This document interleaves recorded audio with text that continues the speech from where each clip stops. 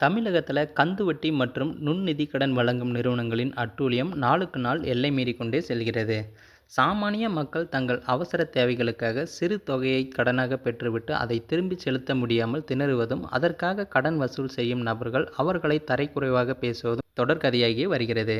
அந்த வகையில் நெல்லை மாவட்டத்தில் நடந்தேறியுள்ள ஒரு சம்பவம் ஒட்டுமொத்த தமிழகத்தையும் அதிர்ச்சியில் உறைய வச்சிருக்கு. வெறும் ரூ. 750 பாக்கி தொகையை செலுத்துவதற்கு சிறிது காலதாமதமானதாக பிரபல பஜாஜ் பைனான்ஸ் நிறுவனத்தில் ஊழியர் ஒருவர் வாடிக்கையாளரின் மனைவியுடன் தாயையும் மிக கேவலமாக பேசிய ஆடியோ வெளியாகி பெரும் பரபரப்பை ஏற்படுத்தியது. நெல்லை மாவட்டம் கங்கை கொண்டான் அருகே உள்ள ராஜபதி பகுதியைச் சேர்ந்தவர் கண்ணையா ராமகிருஷ்ணன்.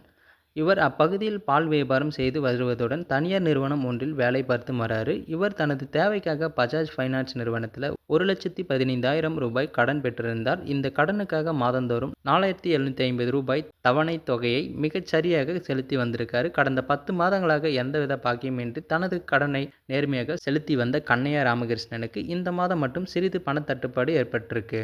இருப்பினும் தவணை தொகையை ரூ. 4,750 ரூபாயை ஒரு மொபைல் கடை மூலம் உடனடியாக செலுத்தியிருக்காரு. மீதமுள்ள வெறும் ரூ. 750 மட்டும் அன்று இரவு 10 மணிக்கு கட்டிவிட்டதாக உறுதியளித்திருக்காரு. ஆனால் அந்த தொகையான ரூ. 750க்காக பஜாஜ் பைனான்ஸ் நிறுவனத்தைச் சேர்ந்த வெங்கடேஷ் கிருஷ்ணன் என்ற வசூல் முகவர் நடந்து கொண்ட விதம் மனிதநேயமற்றது. இரவு நேரம் என்றும் பாராமல் கண்ணையா ராமகிருஷ்ணனுக்கு தொடர்ந்து போன் செய்து அந்த நபர் மிக மோசமான வார்த்தைகளால் அர்ச்சனை செஞ்சிருக்காரு. இன்னைக்கு நைட்டுக்குள்ள பணம் வரலனா நாளைக்கு காலையில உன் வீட்டுக்கு வருவேன், உன் பொண்டாட்டியும் உன் அம்மாவையும் கூட்டிட்டு போவேன் என்று மிக கேவலமாக பேசியிருக்காரு.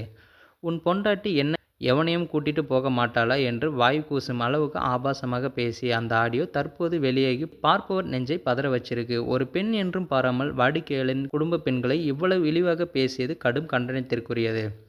இந்த தரைக்குறைவான பேச்சை கேட்ட கண்ணையா ராமகிருஷ்ணனின் மனைவி அவமானத்தில் முயன்றதாக கூறப்படுகிறது. இப்படிப்பட்ட கேவலமான பேச்சை கேட்ட பிறகு நான் ஏன் உயிரோடு இருக்க வேண்டும் என்று கதறிய அவரது மனைவி வீட்டை விட்டு வெளியேறியதாகவும் சொல்லப்பட்டிருக்காங்க. இதனால் மனமுடைந்து போன கண்ணையா ராமகிருஷ்ணன் மறுநாள் காலை சம்பந்தப்பட்ட பஜாஜ் பைனான்ஸ் அலுவலகத்திற்கு சென்று முறையிட்டிருக்காரு.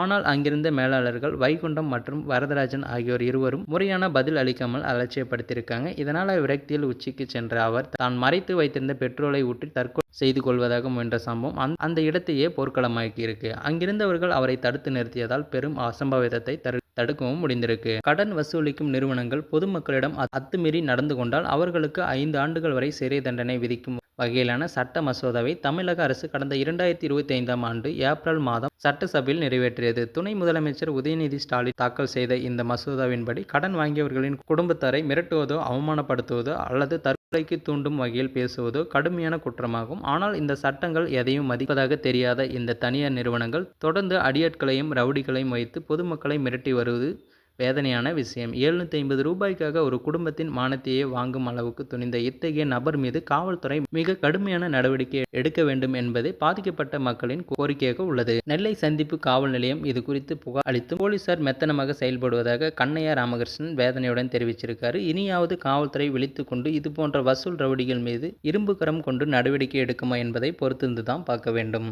ஸோ இந்த சம்பவத்தை பற்றி நீங்கள் என்ன நினைக்கிறீங்கிறத மறக்காமல் கமெண்ட்டில் சொல்லுங்கள். மேலும் இது போன்ற வீடியோக்களை உடனுக்குடன் பார்க்க மறக்காமல் நமது சேனலை சப்ஸ்கிரைப் பண்ணுங்கள், பெல் ஐக்கானை கிளிக் பண்ணுங்கள்.